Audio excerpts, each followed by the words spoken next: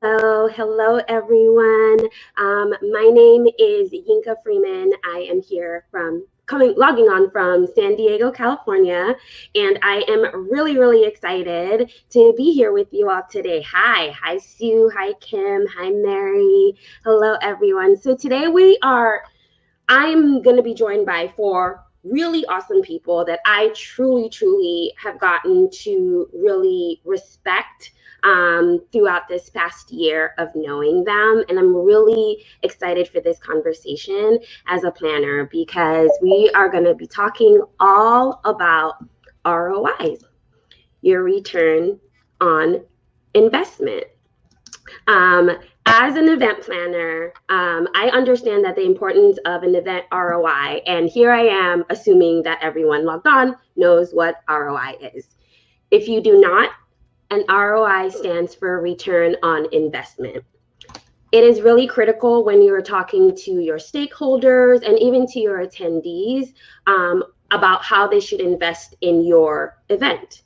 And while there are many different types of methods and principles you can use to measure ROI in in-person events, virtual events are a little bit different. Sponsorship engagement works a little bit differently when you're in a virtual setting. Attendees take in content differently than they do in an in-person event. And all of these expectations are changing all the time as people want more from their virtual experiences. So with all of this in mind, I want to take some time today and take a look at some of the ways event producers like ourselves can approach ROI when it comes to virtual events, from attendees and sponsors to exhibitors and clients. By understanding what their events needs are and what they really want from your event, you can build the kind of experiences that make your virtual event a success. I am joined by four experienced producers in the live and the virtual event space, and I cannot wait to get the conversation started. So let's begin. First up, I would like to introduce Kimberly Beaune. Kimberly has over 25 years of experience in the special event industry, and I love this, and she calls herself an event storyteller. Kimberly is deeply involved in the events industry. She is a past president of the Toronto chapter of ILEA, which is the International Live Events Association, and she was recently named one of the most influential event professionals in Canada by Biz Bash magazine. Come on up, Kimberly, and say hello. Hello. Thank you so much for being here with us, Kimberly. Wonderful. Well, thanks so much for having me. It's great to be here with everybody today. Of course. Next up, I have Georgie-Ann Getton. Georgie-Ann is the face behind GSD with Georgie brand. She is also the lead execution strategist and founder of GSD Solutions. GSD Solutions is a branding and consulting agency that works with individuals and companies to develop inclusive, innovative, and experience-driven brands that increase customer engagement and sales. And a little interesting nugget that I just learned about Georgie-Ann is that she was already an advocate for virtual events pre-COVID. So I'm really excited to hear her take on virtual events ROI. Come on up, Georgie-Ann.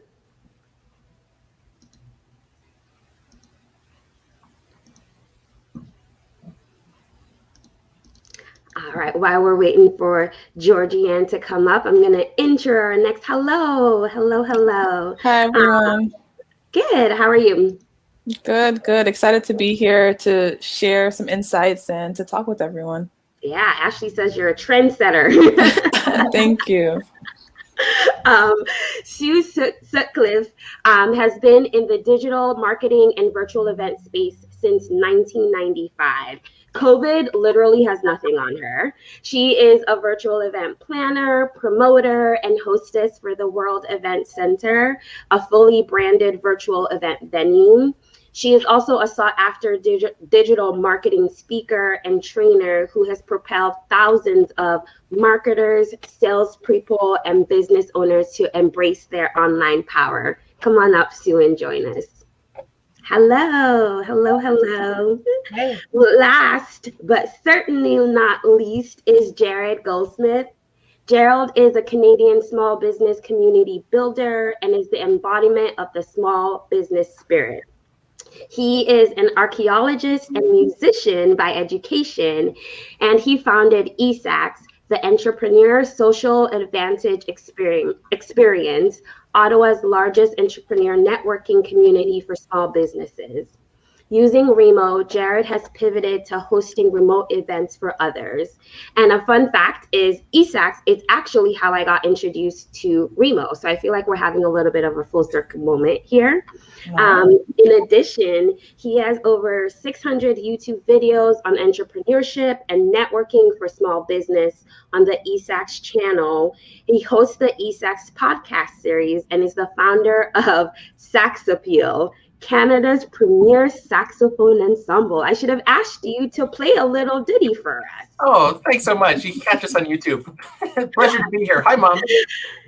Thank you so much. I'm really excited to just get into this conversation with everyone.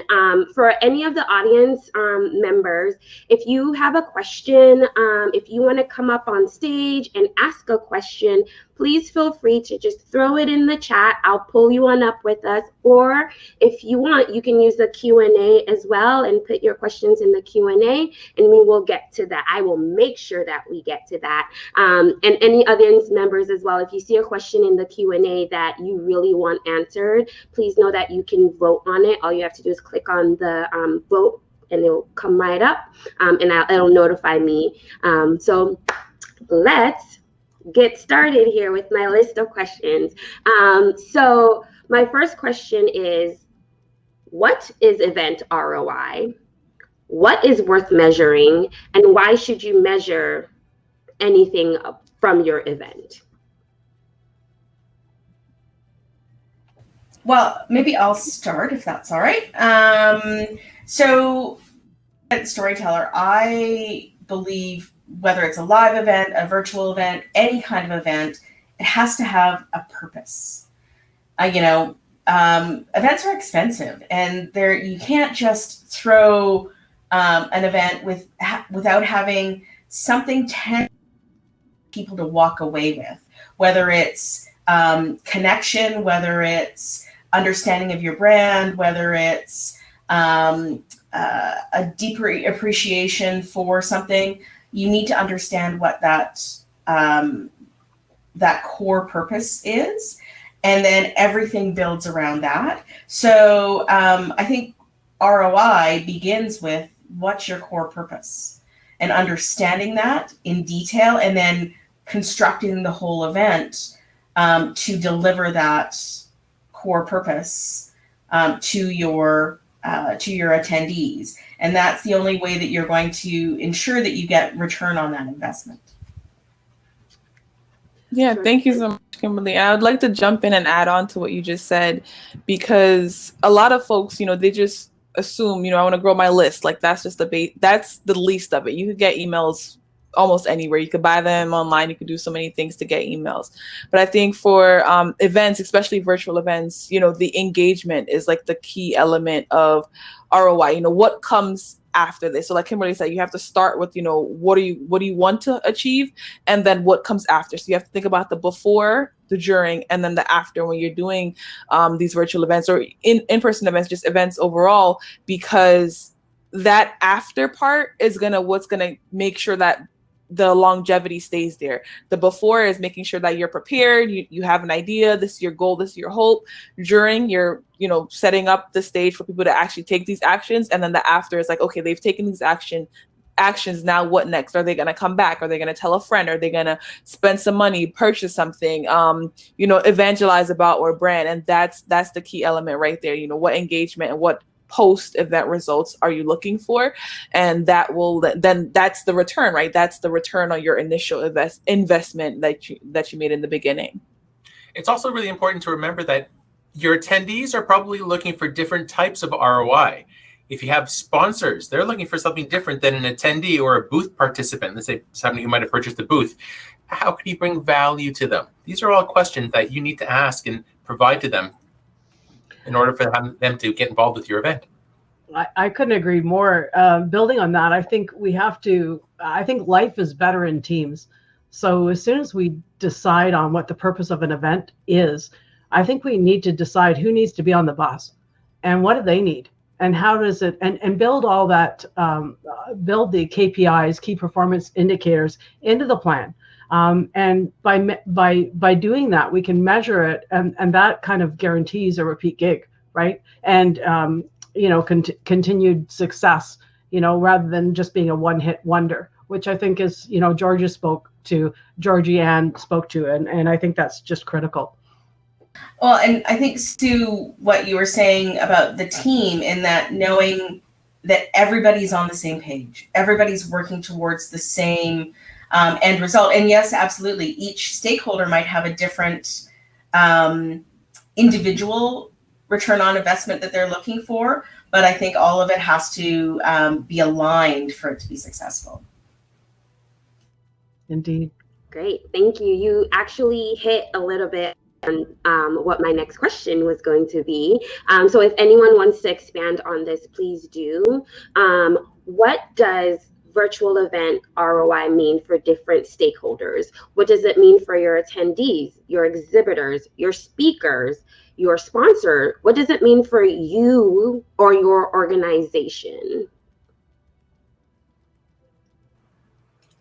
Oh, go ahead, Sue. You were about to start.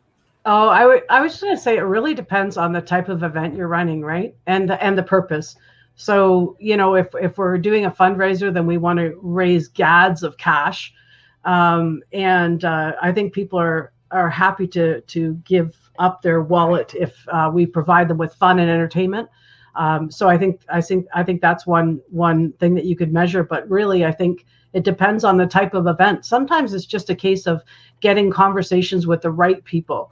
Maya Angelou made a comment that really resonated with me, and that is that people will forget what you say, but they won't forget how you make them feel. And I feel like virtual events is a way that, even if we can't connect in person, makes people feel a certain way. And at the end of the day, people don't go to, traditionally, they haven't gone to trade shows and all these types of events just to show up and advertise. They've gone there to engage their audience. And I think at the end of the day, that's the big KPI is engagement. I learned a new word today, Sue. Gads of money. I love it. That's a good one. Think back, like in real life, in-person events versus virtual events. Why does somebody want to sponsor your event? Because most often they want access to your database. They want to get their brand known through your clients, your contacts. How can you give them that? I would say most of the event is pre-event. The social media posts, because it's through your channels. If you're quite active on social media, maybe as an influencer perhaps, you want to have other people's content go through your channels promoting your stakeholders to bring value to them before they even walk through the virtual door. I think that's absolutely true, Jarrod. And I also think that, as Sue was saying, the example of a fundraiser, the goal is gads of money for sure.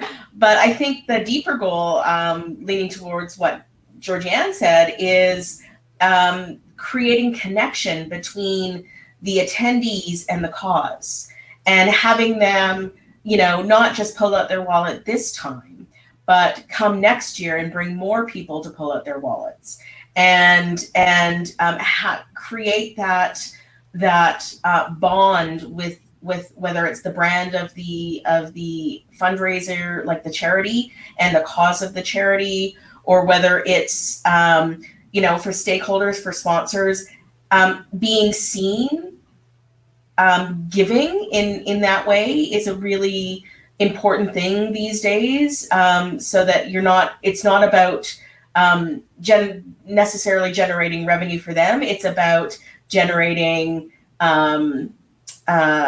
social revenue in terms of how they're perceived in the business world and in the circles that they're in. So I believe we have to dig deeper to really suss out those core wants and needs, and then communicate that. Yeah, and just to add on like a final word on that topic, is that everything that everybody says so far is 100% correct, and you have to figure out what's the type of event that you're having, and then what's the type of business that you are. And I would say this part is really key that a lot of people don't think of, especially when the pandemic hit. It was just like, I know virtual events, there's money, right? Great. That's the start. And then you have to really niche down, like what type of events are you doing? Are you an expert at the trade shows? Are you an expert at, knowing a little bit about a lot of things? Like that's also an area. Are you an expert at networking events? And then figuring out, okay, my clients, their ROIs look like this for this type of specific event. Like, going back to the charity example that everyone mentioned, and asking those tough questions first before you even start thinking of what's the date of the event, what time, what's the floor map, etc. Asking the tough questions, like, what do you count as success? Like asking that question directly to your audience, not to your audience, to your client. What would make this event successful? Because to one person, it could be as a sponsor, collecting emails. That's all they want. They don't care about anything else. Another person would be having people try my product and sharing it on social media. The way you engage with those two different clients, they may be paying you the same exact amount of money, but what counts as success for them looks completely different. So one person wants to see a huge list of names. Another person would be like, if I have 5 names and they all tried it and posted on their page, that's more than enough. And you're getting, again, the same amount for each client. So just asking those tough questions in the beginning and including, what does your measure of success look like for this event? Like that should always be one of the questions. So how to prepare it for them. And I think Jarrod wanted to come back in. Yeah, Georgie-Ann, fantastic point, because so often we create our sponsorship documents, gold, platinum level, whatever, and here's what you get at the different options, because this is where we're event planners, this is what we're supposed to be doing. When was the last time you spoke to a potential sponsor and say, what can I offer you so that you'll get more value from your engagement with us? And you might be amazed at some of their thoughts that you might not have thought of, or a minor detail in your 20-page sponsorship document could be a huge issue for them. So you have to work with them and listen, ask them questions. So great comment, Georgie-Ann. Love it. Yeah. Oh, those are some great nuggets. Sue, did you have anything to add? Yeah, I just love that. And I'd like to build on that. We do that every event, and like before and after. And actually the after, the debrief is just gold, because then the customer really has an understanding and they're right in the moment. And I think, and they're the best ones to tell us what we can do better, what we can do more of, and how we can bring them more success. So I think having a debrief after every event and take the Kaizen approach. How can we do things better, faster, cheaper? Sue, there's a question from the audience, and I think I'm gonna throw it to you because you had mentioned something about creating a feeling. So this question is, what might be the metrics of an event that creates a feeling? How would we define success? I guess engagement would be one of the ways. I mean, there's all sorts of different ways, and really it's about what, I guess the feeling is pretty broad, right? So engagement in a charity might look like donating or pledging. It might also be, having conversations or leaving comments on a whiteboard, or, participating in the conversation and growing intellectual knowledge in that process. I think it really, of all events, it always comes down to engagement, no matter who the stakeholder is. I think it just has to come down to engagement, because everything else can be done by text, email, faster. But engagement, we have person to person, we have emotions, and I think that face-to-face interaction is just so valuable. Go ahead, Kimberly. Oh, I was just gonna say, I don't know about you, Sue, but I love events where the attendance stays high through the whole thing and the chat goes crazy. Like that is, when people are feeling what's happening, They've got authentic moments. You know, I've done a number of charitable events, and even like I did a women's networking event where the keynote speaker got emotional talking about her own journey for success, right? Like when you can have those authentic moments, and you know, the attendees, whether they're posting in the chat or whether they're commenting after the event, right? And extending the length of that event by sharing their thoughts and feelings about their experience, and that shared experience, that's success to me. Yeah, and I just wanted to just add on to that as well. Just like the way I clarify it is emotions lead to engagement, period, point blank. And it doesn't matter what emotion, whether you get folks really mad, really sad, really happy, and that starts with storytelling. So both Kimberly and Sue mentioned, you know, the speaker or the charity or the organization telling a story. You know, if you heard the story of this great nonprofit that was started by John whoever 100 years ago, then his sons took it on, and then, you know, there was a tragic accident because they wanted to evolve the world and they're changing.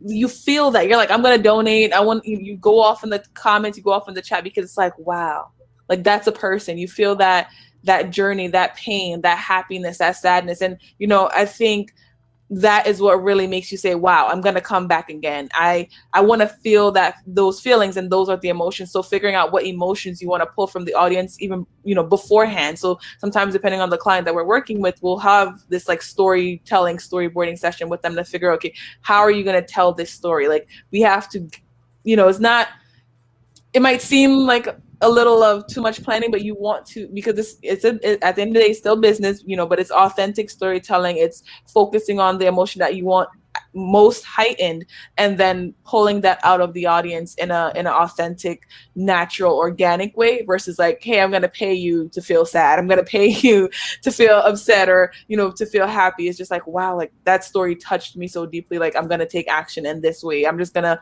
follow them. And that's how most businesses from the beginning of time have worked. Like when you get someone to feel a strong emotion, that's when the engagement happens, and that's when the sales and growth happens.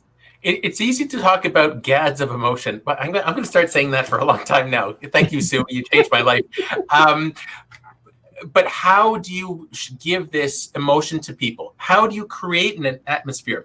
It's you as the event organizer, the person on stage, the MC. It's the way you talk. It's your body language. It's so much of the nonverbal communications that add value to your event. So if you're having more of a self-reflective mode, you speak a little slower. You might not have so many bright lights in your face, more relaxed. But if you want to have fun and happy people, then you've seen all the animators on TV. You know, they're made for TV. They're loud. They're in your face. They're talking.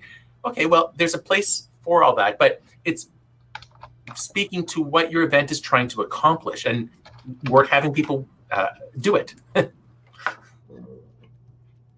I just want to read hi Alex, by the way. I just want to read the comment by Alex really fast, because I think it just hits on everything everyone has been saying, and it's a completely different industry, right? So there's an Emmy Award winning production company we work with and he said something compelling along those lines. I asked him how he sells his services when video production can be a commodity. He said the first thing he asked his client is, what emotion do you want to create?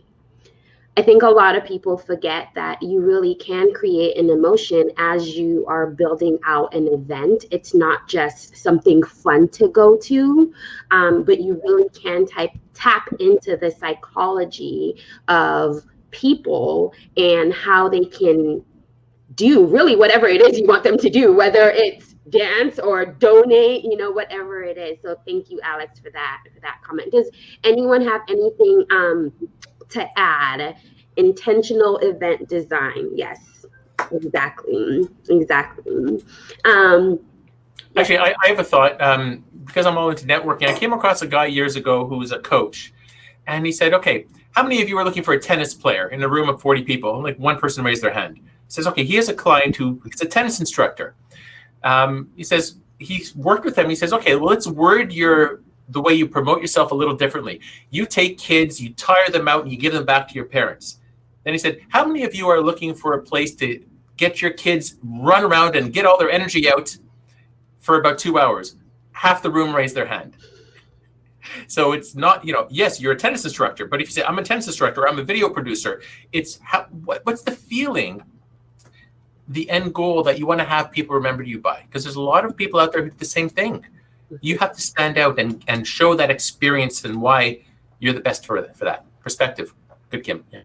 I love that, Jarrod, and I think honestly that one of the mistakes I see a lot with event planning is that people aren't asking enough questions. They're not digging deep enough into the objective. They're not digging deep enough into all the stakeholders' objectives and planning that, baking that into the plan. And I think if we can do that and get really deep on who the customer is and who their customer is and who we're actually what everybody's agenda is, I guess, then at that point you can put everybody in the right position with the various tools that we have as virtual hosts, right? So great, thank you, Sue. So in the live event space, I find it a little bit easier to gather data on ROI. It's a little bit more difficult, and I think in the virtual space, and we've really exploded. It's been about a year, right, in the virtual space. So I feel, and I really think as virtual events develop, we'll have more data on ROIs. But with what we currently have, when someone is looking at a virtual event platform to host their event, what are some of the key data that a virtual event platform needs to provide to you so that you can then take that and share with your stakeholders what their ROIs are?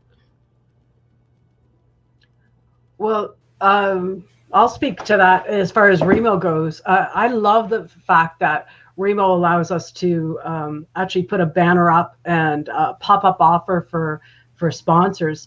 But even just access to the chat, that is data that is so powerful because that's the feedback of the guests. That's like the icing on the cake. That tells us all about what the experience meant to them. And I think it raises a whole bunch of clues for things that we can do to take on to new events, and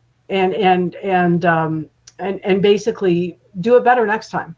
Like that audience engagement. So I think those are the two metrics that I like the best, being able to track how many people go through to a special offer and really the audience engagement. I mean, knowing how many, like Kimberly said, when a chat goes live, you hit it because everybody is in the moment, everybody is engaged.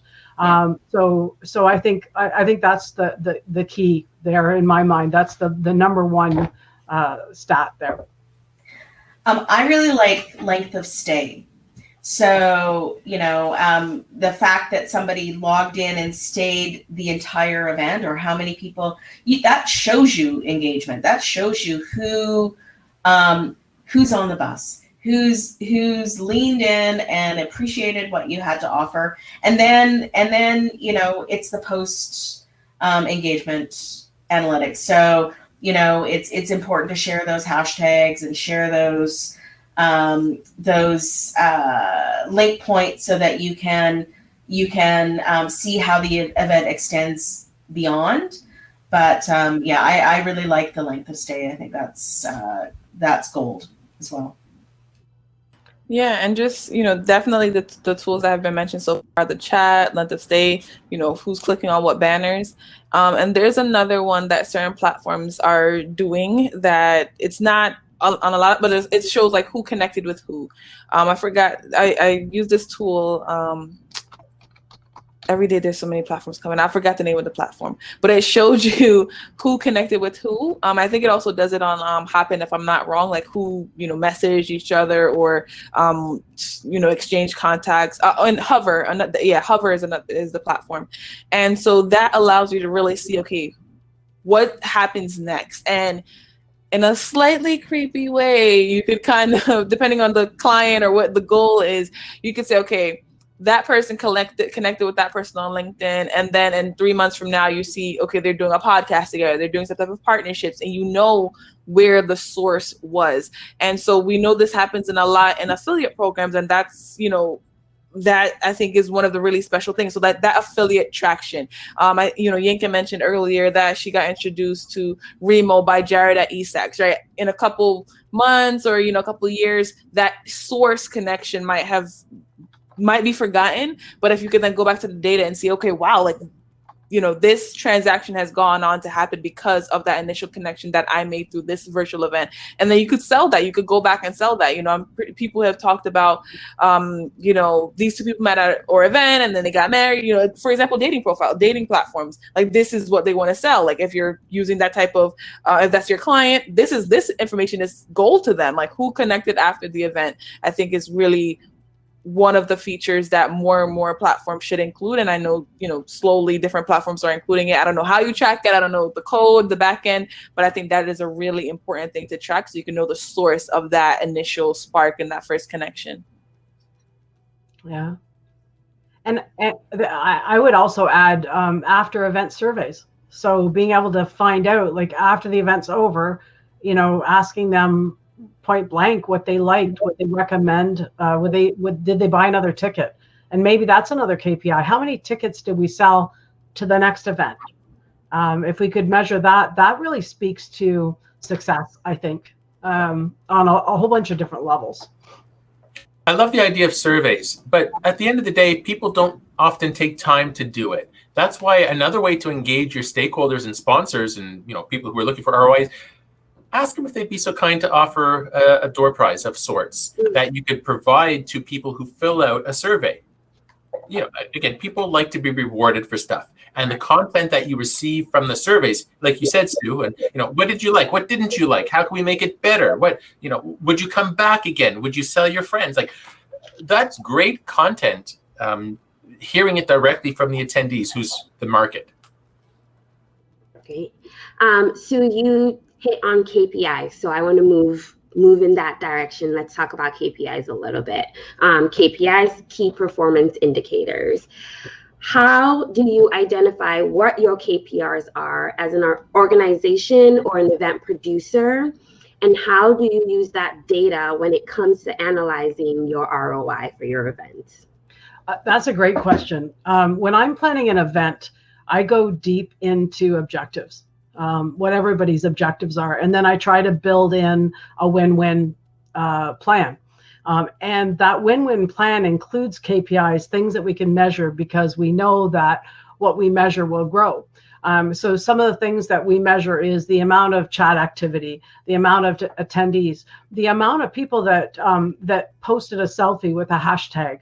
All these things are, it's really a mix, and it's different depending on the event, but I think really it's wise for event planners to actually, not only work it into the plan, but ask the customer, what does success look like for you? Thank you for your money.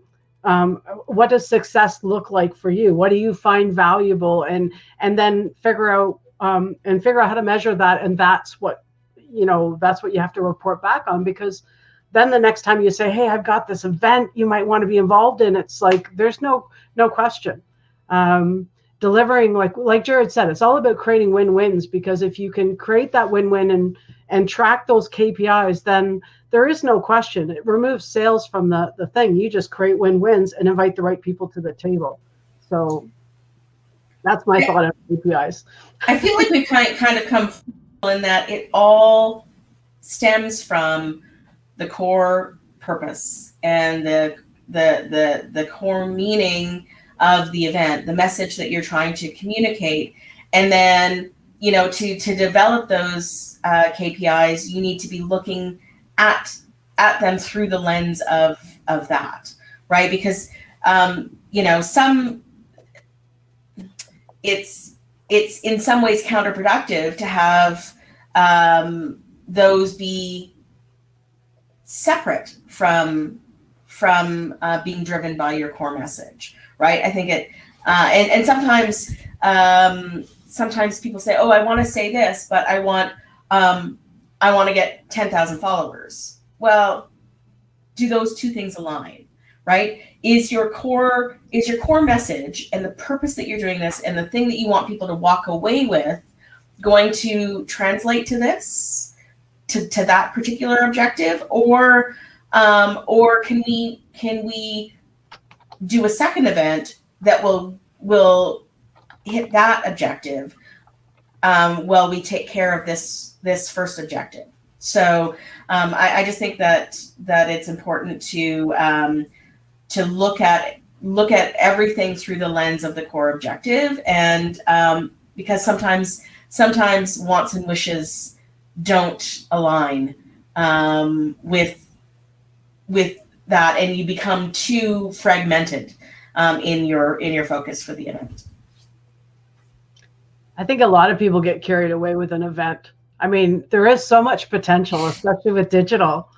So, mapping that out at the beginning, I think is so key, right? Because then we can say, okay, we could do that. But I think a lot of times the problem with marketing is people are trying to do too much. And really being laser focused on exactly what your purpose is critical. And things either fit or they don't. And so you may have all these different tools that you can access through virtual tools, but the key is using the ones that are going to drive your purpose. So. And just to add on to both, Kimberly and Sue, they're making the same point of the fact that people are going to want more. And sometimes you, as the producer, the host, you have to say, hey, that's great, but that's 4 events over 2 years, not one event in 2 hours.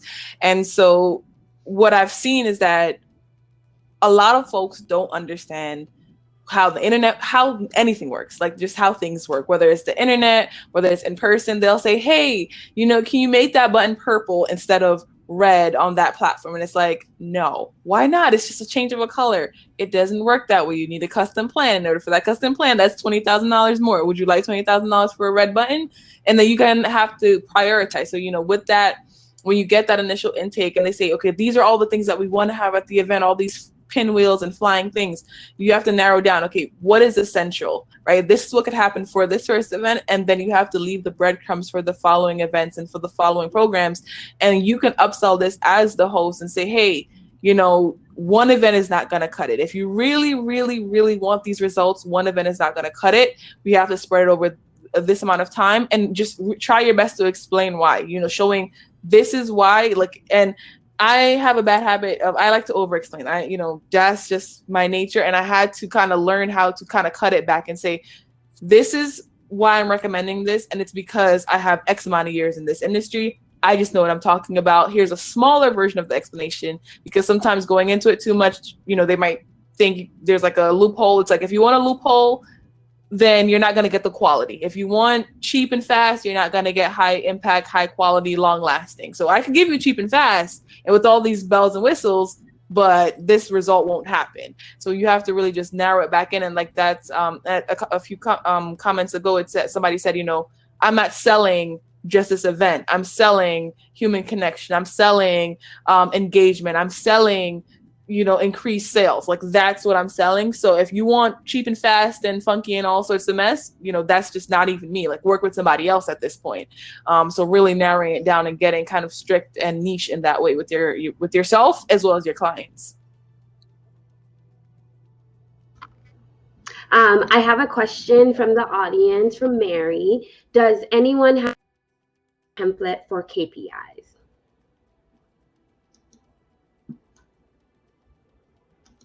Something external, but maybe that's something that we could put together, because I think a lot of it happens, it's and slightly a little bit IP, like that's just like how we work within our business, but I'm pretty sure we could all put something simple together of like, here's the starting point, and then where you want people to end up, because it really so much varies on your industry, your end goals. So I'll give an example. Just before we started the session, we're all talking about, are we going to go back to in person? Are we going to stay virtual? And like Kimberly's like, I'm going to stay with Remo. I'm going to do in-person events. because that's the type of business she has. She wants to create these elaborate experiences, multi-part conferences that are from start to finish. She just doesn't want to do like a quick impromptu. She can, but that's not what her bread and butter, that's not what brings her joy, makes her business thrive. Jarrod can do, I'm pretty sure, multi-big conferences like that, but he's focused on the networking element. He wants people to connect, so he's not going to go into that. So what Jarrod's KPI document might look like versus what my KPI, Sue's KPI, Kimberly's KPI document is completely different. So you have to really start with, what is my business? What is my industry? And we hear this all the time. There's enough room for every single body. And it's because now that we've kind of gotten over the mess of everyone being in virtual because that's all we had, now we can get back to reality of like, this is my niche. This is what I focus on. These are the clients that I want. And if other clients come to me with that need, I'm not going to try to figure it out in my business. I'm going to say, hey, Kimberly, this client needs your very special expertise. Maybe we work out some type of partnership or whatever, affiliate programs, various things out there, and just say, hey, this is not for me. I'm going to focus on what's for me, my KPIs, my clients, my industry. I think it's so often that as event planners, we want to accommodate anybody's budget, anybody's needs. And we'll say, yes, yes, yes, yes, yes. And then we say, oh, shoot, that's going to take up a lot of time. I don't have the experience. That's not really part of my model. Everybody talks about being true to yourself. Why did you start your business in the first place? What is your specialty? Which I think I've heard from some of you on the panel today. And stay with it. If somebody says, hey, Jarrod, can you organize an in-person wedding show for me? Nope, I'd pass you to some contacts I know. I wouldn't do that. If you're looking for musicians, that's another story. But for virtual planning, yeah, you're right, Georgie-Ann. Everybody has their specialties, and you cannot be everything to everybody. Mm-hmm. And just knowing, what is your main demographic? Yeah, if it's a slow week, you might pick up another job that you might not have thought about, but be very specific on who your target market is. I think that's really relevant, Jarrod, because honestly, the whole world is our oyster. But do we really want to have them all as clients? And, the biggest market mistake I see is people not niching deep. And as entrepreneurs, we have a choice of who we serve. And honestly, there's that secret sauce where we are amazing. And that's a way better place to live. So I would urge everyone to look at that and partner, as Georgie-Ann said, because I think that's really key. The industries are completely radically different. Even of the people that are on the stage right here today, we all do different things. So it just kind of makes sense. So I would second that. Thank you all. Mary, I am going to put this link in the chat. It is a template that I like to use for return on investment. It's not necessarily about KPIs, but I think it might be a good start.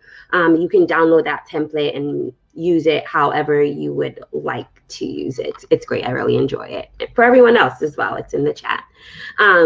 I want to talk a little bit about event sponsorships, because when you talk about ROIs, you cannot ignore event sponsorships. And I feel like a lot of sponsors, one of the first things that they ask you post-event, what was the ROI? What is my ROI? So let's talk about that. What are companies, organizations, what are they looking for when they sponsor an event? And what are they looking for when they sponsor a virtual event? Because like we've said, in-person and virtual, completely different beasts. Go ahead, Jarrod. I think depending on the level of sponsorships you have, engagement, like think about it. If somebody's going to pay you X amount of money to be the premier, sponsored by, co-hosted, whatever, you should probably consider giving them 4 or 5 minutes of speaking time in front of your entire audience, because that's their main ROI. They're talking one-on-one. They're sharing a video to everybody versus just having little booths where people could come in and talk. Maybe something else to consider is, well, depending on the jurisdiction you're in, you may or may not be able to send email lists from all of your attendees to your sponsors. Some wedding shows allow that, some don't. But I've had one client say, I'm giving you all this money. Can we have the list of attendees? He was a repeat client, and I knew that he wouldn't spam everybody, and I said, sure. But other people who just want it for the sake of having it, I said, no. I think that there's a lot of different things you could do, but one of the things that we build into our sponsorship packages is helping them develop a strategy. So it's not just having an offer that like a low cost, no cost offer, an irresistible offer, but also mentioning it at various times in the event. So we can do that by bringing them to the stage or doing it in the chat, pointing them at, giving them a booth. But at the end of the day, I think most of the sponsors I deal with, they're looking for leads. And in order to get leads, like, it's marketing 101, right? People are not going to walk in and buy your main product. They want to taste you first. They want to get a sample of you first. And so I think those same rules apply to event marketing. We have to layer it. So leading up into an event, even after an event, but certainly during an event, more than one time. It's not good enough just to mention the speaker. I've seen a lot of events where they'll just show somebody's logo. A logo means nothing to anybody, right? So I think at the end of the day, I think it's got to be like kind of a layered approach and not just one, like throughout the whole journey of the event. Can I have you, or want Sue to expand a little bit, or maybe some examples when you talk about layering? What does that look like? For sure. So one of the things that we do for, like, I hold a monthly event. It's for small businesses, and typically we lead up into the event by inviting them out to tape a 30-second infomercial, because that way we can keep it timely and they can get it just right before it goes live. And then we post that video coming up into the event. Hey, look who's coming this month, and then we post imagery of them and kind of what they do. So there's 2 layers there before they even come to the show. Then we do a culminative video of all the experts that are going to be there, so they get some more airtime, more exposure to what's going on.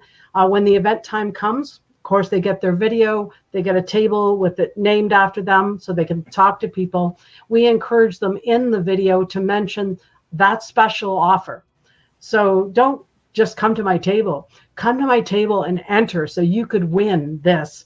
And so they each time they're layering that special offer is referred to. And so when the event comes, people know exactly where they're going. And it seems to me that a lot of people that are out there in the market that are actually doing these events and stuff, they may be very successful in business, but they don't necessarily have a strong marketing strategy. Like, I am seeing some nods. So, and at the end of the day, if the carrot is where we want to get them, we have to help them find the carrot no matter what. So that's what that layered approach means. And it goes right through to the end. So if you miss the event, guess what? All the offers are located on our Facebook page. Circle back there. You can still benefit from this. And that's a kind of a comprehensive journey of a small gig that doesn't have to actually cost that much if you do it in volume, but it means a whole heck of a lot to the small businesses that are sponsoring our events. So that's just my viewpoint on that. Very much. Yeah. I can completely agree with that layered approach. It has to start pre-event. It has to start in the pre-event marketing, creating the buzz, getting their logo and their links and their message, their offer out. It has to be at the event. And sometimes it's hard to get people who are in virtual environment to click on links or go places. So, having a multi-pronged approach to getting that information in front of the audience, and hopefully they'll follow, 1 or 2 of the leads that you've given them, the clicks, opportunities or calls to action. And then post event, so this just happened, and who was involved, and tell their story, and and in terms of creating sponsor packages, just like you have to plan your attendee journey. What is their experience from the moment they get the first invite through the post event, follow-up communication from you. What is your sponsor journey? You know, how are you outreaching them? How are you connecting with them?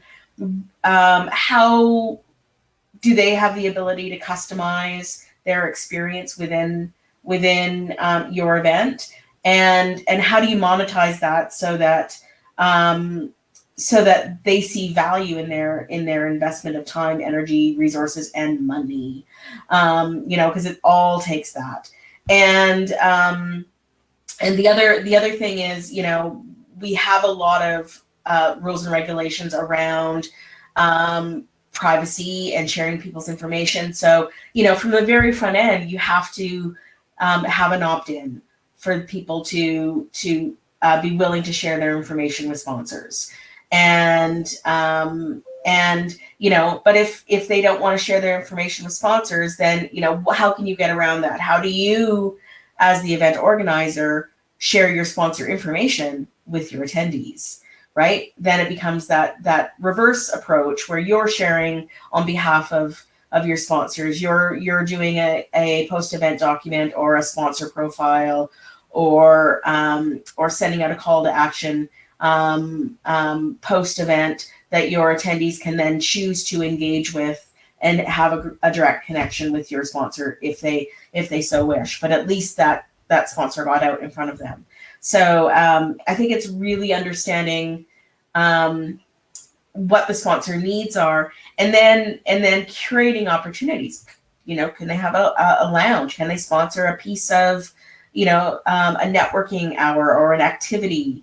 Can you send event boxes to attendees with sponsor pieces, sponsor items? Is there something tangible? You know, is it something that you can have a moment where everybody holds up their thing that they got in the sponsor box and have a photo with and have a shared experience together, right? You be creative in how you engage those sponsors and engage them in the creativity of what can be done.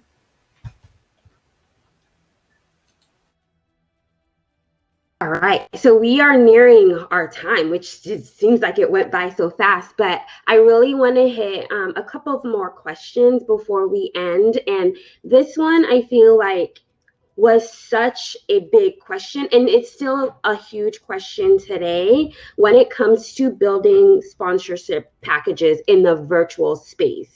I mean, I have been on so many Facebook groups, Slack groups, that everyone, do you have a template? How do you even start? What does it mean? What does it mean when you're using a different platform when it's not Zoom? So I want to make sure that we hit and we talk about this because it really is very important to a lot of event producers, and a lot of producers still don't know how to go about building a sponsorship package when you talk about deals in the virtual event space. So I would just like to throw this question out to everyone.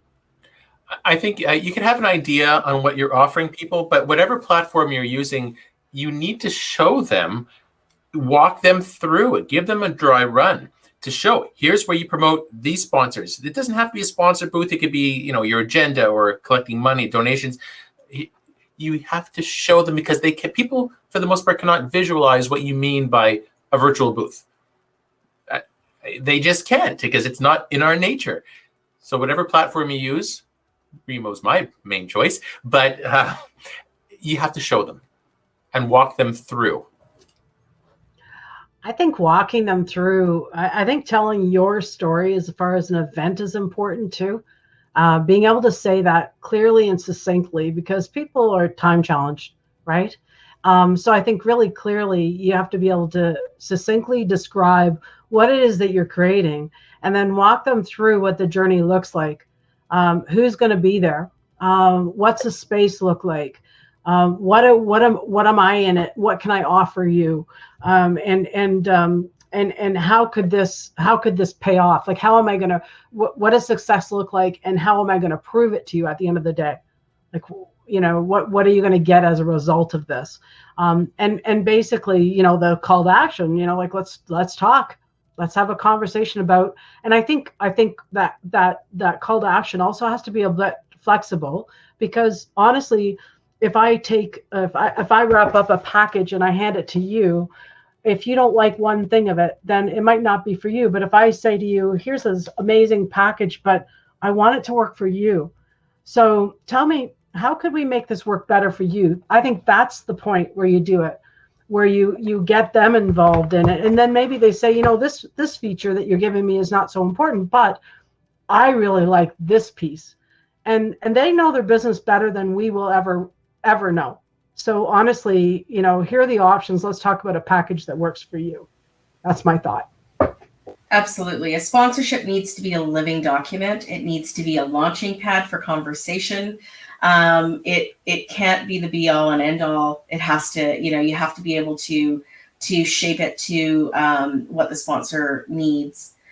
The other important thing that we always do a stakeholder orientation with our clients, and that's so that the sponsors are set up for success, that they understand how to engage, they understand how to make the most out of their experience within the platform, so that they're not just dropped in and having to figure it out, that they feel a level of confidence that they can go and engage like they would at an actual trade show. And also, I think that we need to manage expectations. It's not like a trade show where you're going to get, a fishbowl full of business cards at the end that you can reach out to. It's not the same experience. So there's a little bit more work required from the sponsor to provide that engagement and that experience. Offering your sponsors maybe another opportunity to network amongst themselves and showing them how the platform works and how they can value from it. You call it a VIP reception only for your stakeholders. They'll love it. Yeah. They'll learn how to platform and they'll meet themselves, because it takes time to develop relationships with folks, even more so virtually.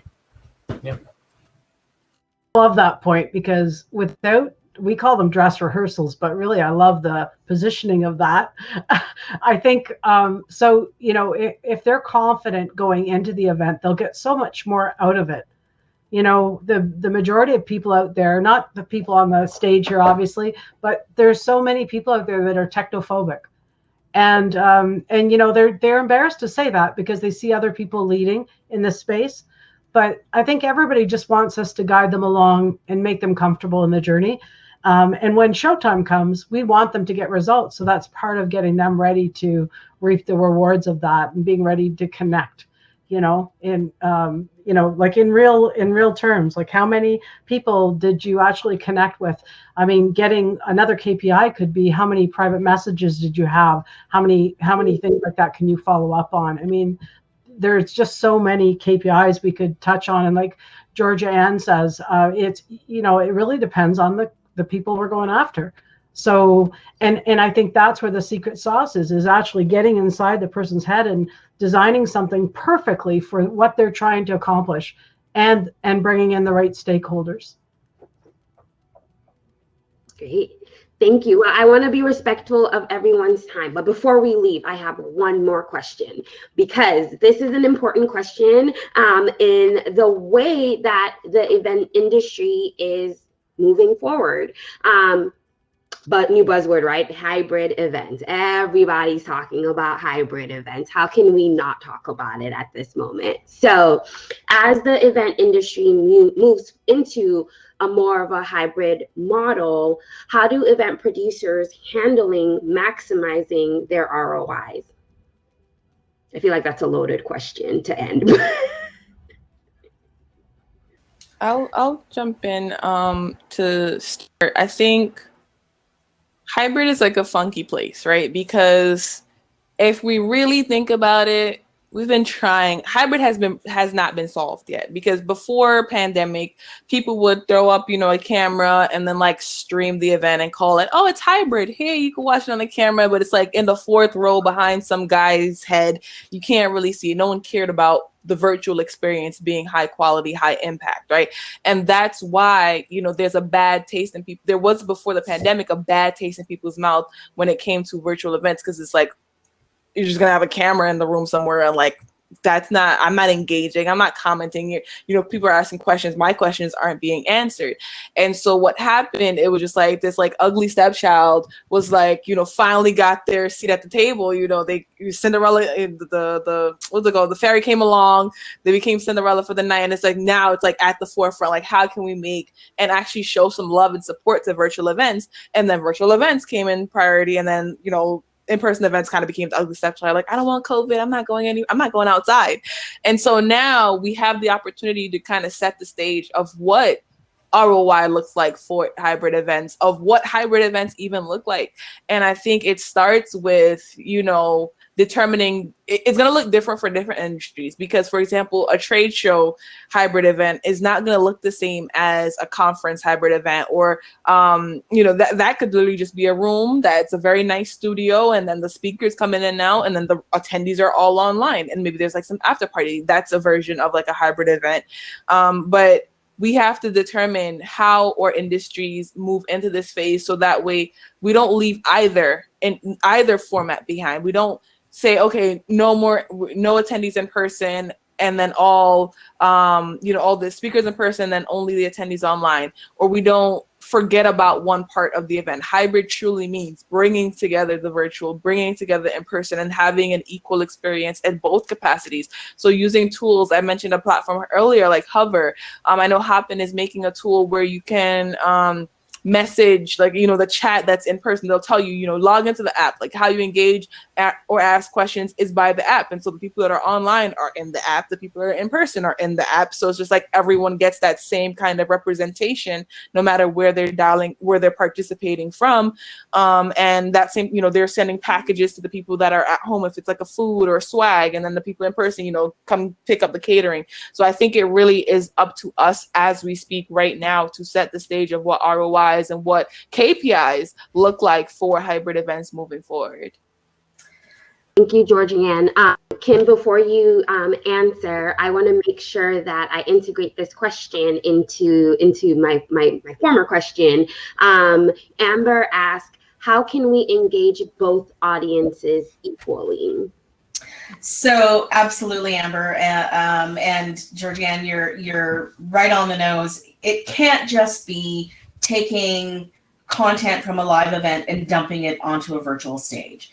There has to be basically a dedicated team mapping out the journey of the virtual attendee, as well as the team mapping out the journey of the live of the live attendee. Maybe you've got a separate MC for the virtual, and that MC guides the experience and the content for the virtual attendee. Maybe you've got things that are exclusive to the virtual attendees, so that they can feel like they're not, experiencing a lot of FOMO, right? So that they actually feel like, okay, you know what? I'm not just a second thought. There is actual curation for my journey in this hybrid virtual environment. And then, I would love to find ways to bring those two communities together, whether it be the conference app, so that they can chat together and they can share in the experiences together, that they can be participating in the same polls, that they can be participating in other ways. It's the wild, wild west out there right now. It's a matter of figuring out, what your goals and objectives and honestly what your budget is, because hybrid is more expensive. It's more people, it's more technology. It's are you sending catering boxes and event boxes to your people who are attending hybrid because you're providing lunch for the people who are there in person? It's thinking about how those two experiences will mesh and feel value. And then how do you price hybrid? How do you price the hybrid ticket versus the in-person ticket? The in-person attendee has hotels, they have they have travel, they have all of that. The hybrid attendee doesn't necessarily have all that, but everybody's used to paying nothing for Zoom. So, how do you wrap your attendees, let alone your sponsors, let alone your clients' brain around this? It's going to be a fun journey, and lots of learning. And, we could have a whole other conversation about the possibilities of hybrid. I'm getting a lot of inquiries for hybrid, and I've got to ask, I think people have to ask themselves the question, is hybrid cool or is it necessary? Like, there are two totally different experiences. It is a whole heck of a lot of work joining them together in a way that makes sense. I think it opens up a whole bunch of different levels of sponsorship and such, and complexities go with that. But oftentimes I say, do we want to do that, or do we want to do something new? The people I'm serving, and I guess to the last point I would make is survey your audience. I have been doing one group since the beginning of the pandemic. They always met traditionally. They are the huggiest group I have ever met in my life. And when we asked them, everybody's saying, oh, when we can get together, I miss the hugs. Oh, as soon as we get, oh, they're coming off lockdown. But when we actually surveyed the audience and asked, how many people are ready to show? How many people are ready to show? And here's your tickets. It was a completely different answer. So I feel like instead of, everybody just trying to shift back immediately, maybe it's a case of, hey, you've created hopefully something that's really good right now. So why don't we continue with that? And why don't we add this other thing back in and then slowly integrate? I think that might be better culturally for people to be able to, for people's comfort level, I think. Thank you. Jarrod or Georgie-Ann, I want to make sure, do you have anything to add before we wrap up? Virtual events aren't going away. I think for the foreseeable future, there's going to be huggers, or what was Sue with the words, I love it. I'm a hugger myself. The second time I meet you is usually a hug, a kiss on the cheek. But I grew up in Montreal. The whole concept is, early adopters of virtual events. We've positioned ourselves, at least those on the stage, as the experts in our industries virtually. How can we incorporate virtual events going forward? Are we only going to be doing hybrid? I have a feeling it's not going away. Probably in 3 years from now, it's so much more convenient for attendees to meet virtually. Meetings to meetings, back to back, all over the world. There's no time, there's no limit. And I'm not going back. I know what my niche is. I'm focused, and I'm just laser focused on using the Remo platform. Great.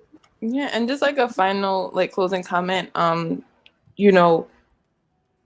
did, and you had mentioned in the beginning when you said my introduction, I started exploring virtual events from back in 2016. Before I really started looking into virtual events and virtual event production, I was one of those people that I didn't read audiobooks. I didn't listen to audiobooks. I hated ebooks. I didn't go to, online events. I just did not like it. I felt like you lost some type of the experience until I was I had a child. I was like, all right, I need to be home for a little while.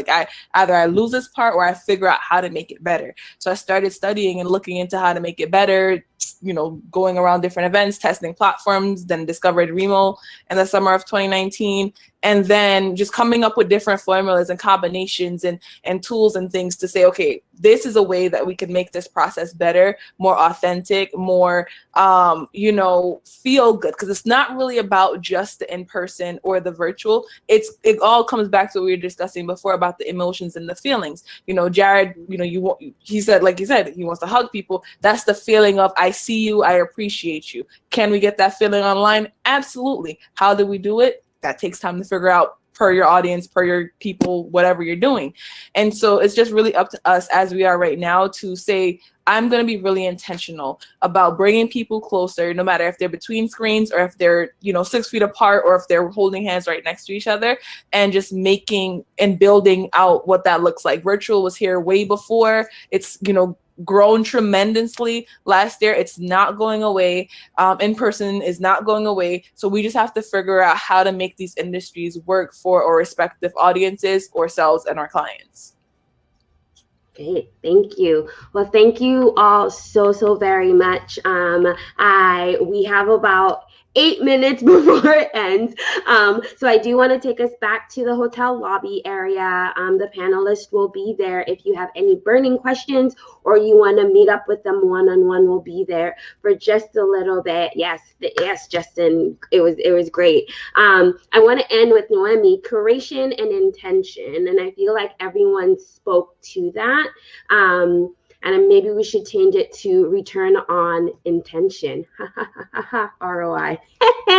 That's my parting word of the day. So thank you, Georgie-Ann. Thank you, Kimberly, Sue, and Jarrod. We could have kept on going. So I really appreciate your time and all of the knowledge that you shared with us today. Thank you so very much. All right. We'll see you in the lobby.